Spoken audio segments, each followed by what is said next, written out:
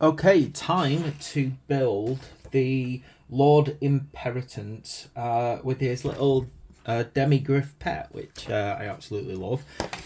So I'm going to keep this, nice and simple, push-fit model. I'm going to glue where I think it needs to be glued as I go along. Hopefully should be quite an easy build, this. So let's just get my glue ready. Okay, let's start going then. So first of all, I need 1 and 2 clipping out, which is his body and the cloak. It's one of the things that I have a gripe about push fit models. I prefer it when things like cloaks are completely separated out. Oh, that way you're not kind of dealing with like you can take the cloak away and paint it separately. It's just something that I prefer to do. I'm not a big fan of modular based painting. I'm not one of those people who paints things in pieces if I can help it. I prefer to work it whole model. But cloaks in particular, when you're first getting them painted up, you want them to stay fully separate. So let's have a quick look here, because I am curious if this is a push fit model that's well thought out in that regard, that I don't need to put this cloak on glue wise until right at the end after I've done all the armour. Now, looks like I might have some good news here, because this cloak looks like it might stay separate from the rest. I really hope that that's how it's going to be on this one. I'm not going to glue it yet and see how we go. Okay, now I'm going to do 4 and 3. Just going to get all these off and then I'm going to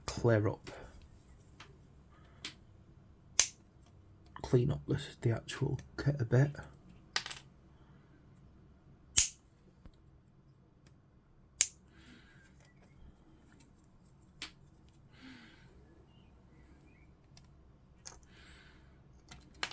Okay, right. Start tidying this up a bit then. I actually feel that I might be able to do, which is not normal on push fit models, I might be able to keep that cloak separate from the main model, which, if true, gives me a good plus for this model.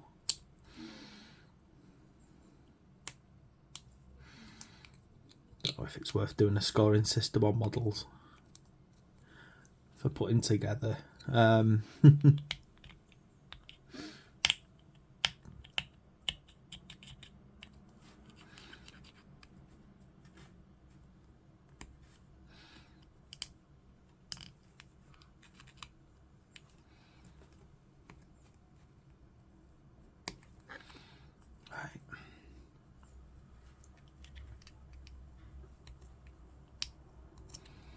Okay, nice and clean that now. Nice and simple cleaning job, that one. Oh, a little bit here that needs.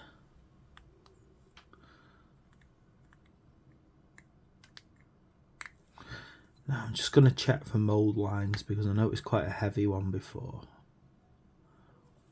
Yeah, there's a few mould lines on this one that I wouldn't mind just...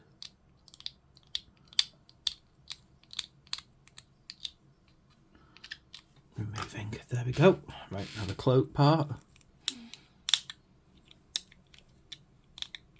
It's dead simple, this tool that I got with the Stormbringer kit. I've never had one like it. It's definitely an improvement on slicing method. Using a scalpel and nearly removing huge parts of my hand. Just chunking up, chopping off skin bits as I go. So I can't fault this little thing, actually. And for doing this, for getting rid of these horrible mould lines, absolutely brilliant. So you know what, I'm classing this as one of my favourite little tools I've ever been given for free. I say free, I do pay for it obviously, but you know what I mean. It's definitely something that I'm happy that I got in the kit.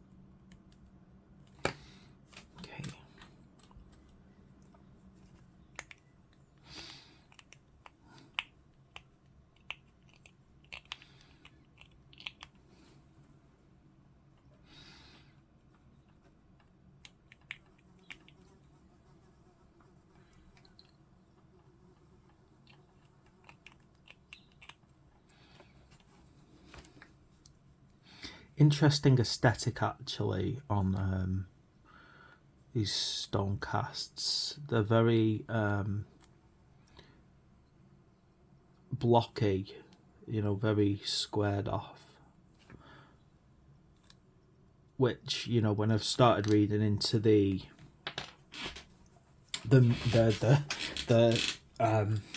fluff behind them, I always call it fluff. I probably shouldn't, but there we go. The fluff behind them starts to come across as rather, you know, obvious why they're like this. They're kind of, although it's suggested that they're all, you know, humans to begin with, or at least the final form is human. There's definitely a feeling that obviously the dwarven god Grungni, is it, has had input into the design aesthetic, into the creation of them, and as a result it's developed quite a old school dwarven appearance. I've got a fly. It's going to be bugging me that for ages now, isn't it? Right.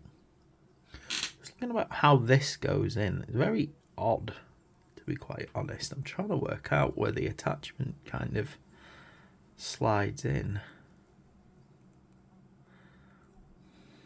So that one's obviously like that, but this one, well, this just seems to be kind of holding around.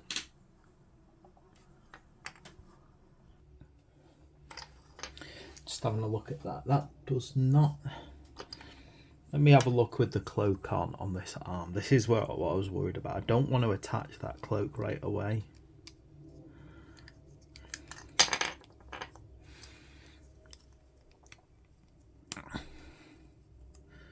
But it feels like, unfortunately, that arm, come on, requires that cloak. That's a pain.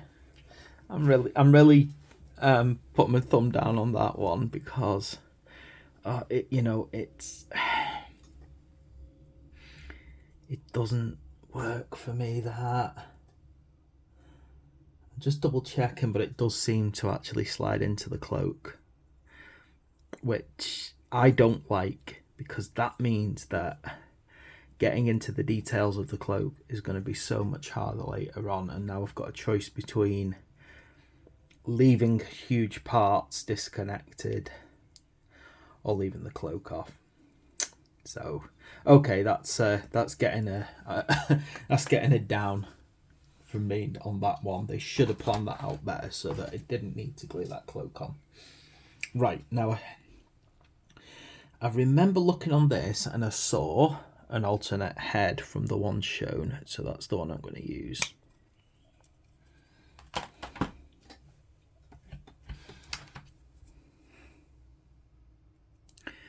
Yeah, so many of my Stormcasts so far don't have a helmet on, but I think in this, and I've got so many like that, I feel that this one needs.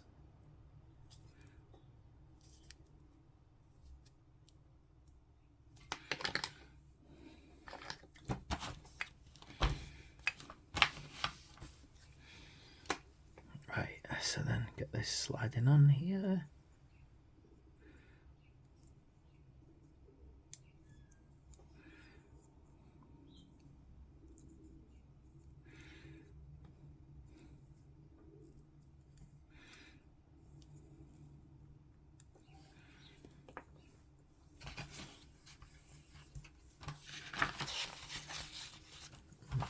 And then moving on, so that is number 6 that I used there, not number 5, and then find number 7 here.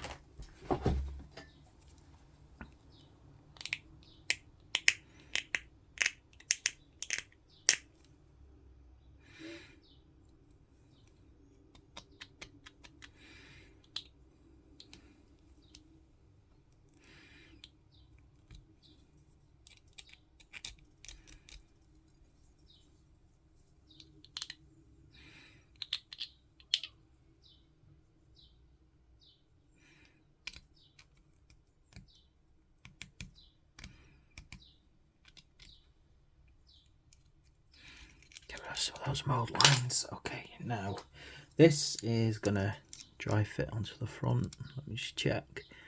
Yeah, I'll get a bit of glue on that. Ooh.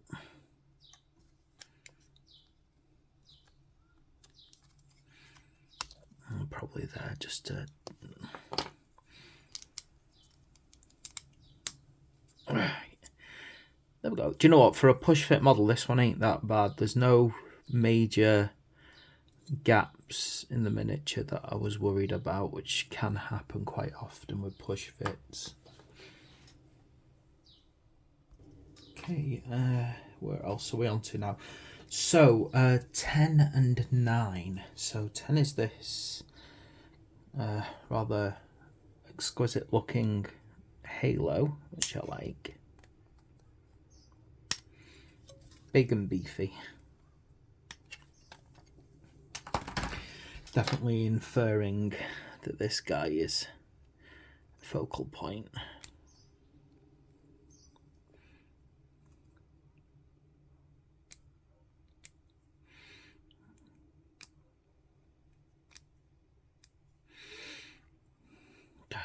These kind of bits, though, are always horrible when you're trying to kind of prepare them.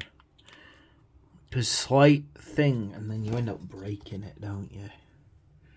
Right. So this kind of goes on here. Now I'm looking at this. So this kind of acts as a shoulder guard, I'm guessing. Looking at it, kind of... yeah, so it's kind of like goes over the top of the miniature.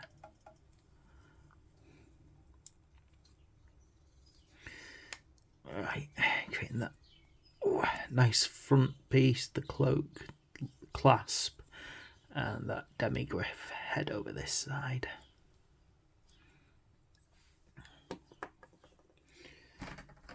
Then number 9 to do the front.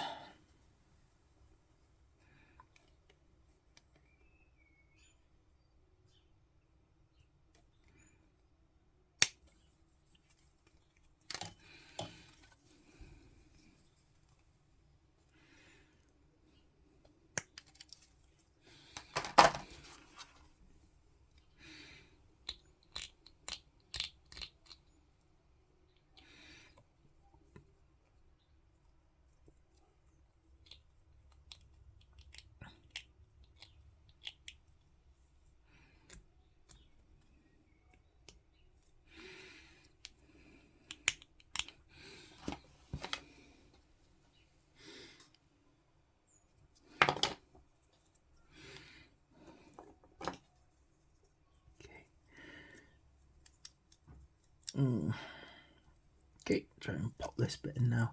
This is going to be a pain to paint this one because of all of the little bits, like ins and out bits, and look at that. Look at this is why I don't like push fits. Look at that, big gaps.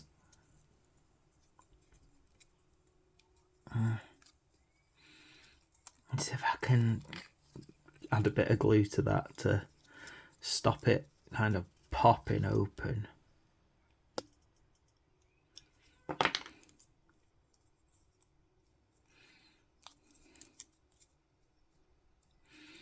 I don't think I'm ever going to like push fit models ever.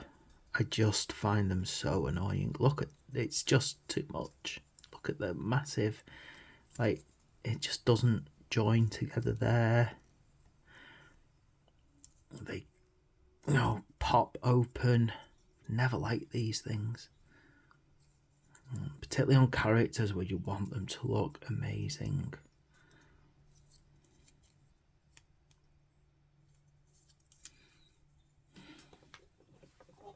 Okay, so now a little bit of base decoration to finish it off. So it's this little number 12 over here.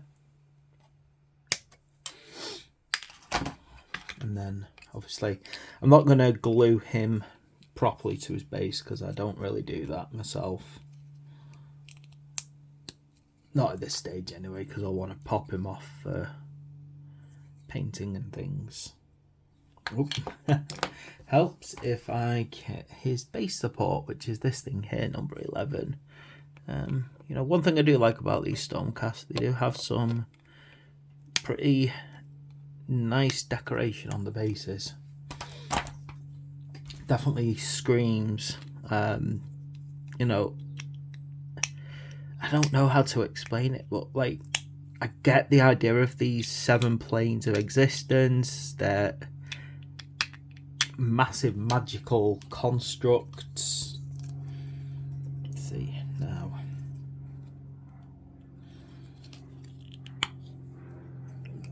Each one being part of the Winds of Magic, and I get the whole kind of ethos that they're going for on it. And I'm kind of seeing the... I've been looking up, and there's little bits of places that do exist there that seem to ring a bell. Anyway, the idea being that what we've got is we've got these beautiful kind of archaic ruins hanging around, like these ones, which I like. Basically because it sounds like over thousands of years the mortal realms just get kind of destroyed and rebuilt and reforged, and you know, everything else that goes on. Anyway, so there's our Lord Imperatant, and now I've got to do his little pet. So hopefully this will be nice and simple, because there's only 3 parts left to do on him. So I'm gonna pop 13 and 14 out.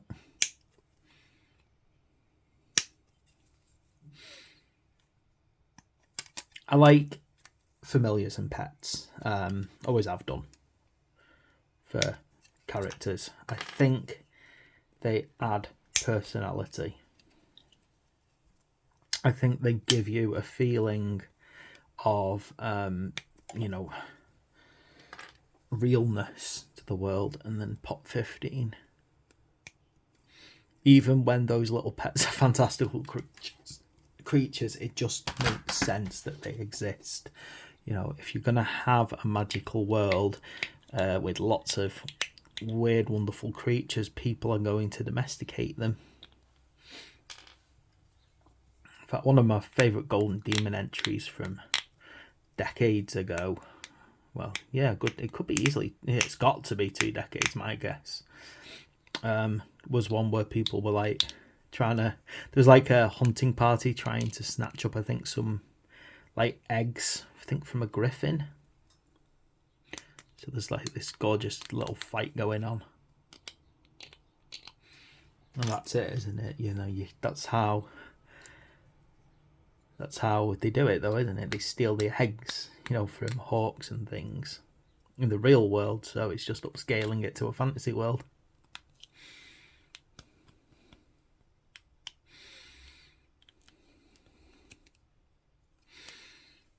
Hey.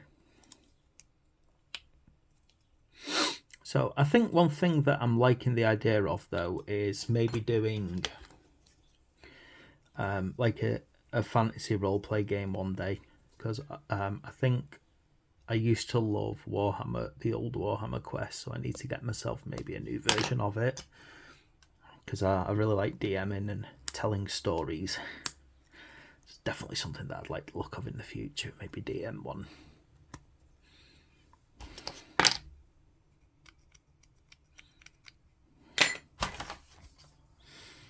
Okay, and then again, I'm not going to glue into this base yet, because I like to, you know, keep things easy to separate for later on. But that kind of pops in there, I'm guessing. Watch out when you're putting this on, because it's got a very, like, weak leg. Right, there we go. So, there's the Lord Imperatant and his little Griff Hound, which I quite like.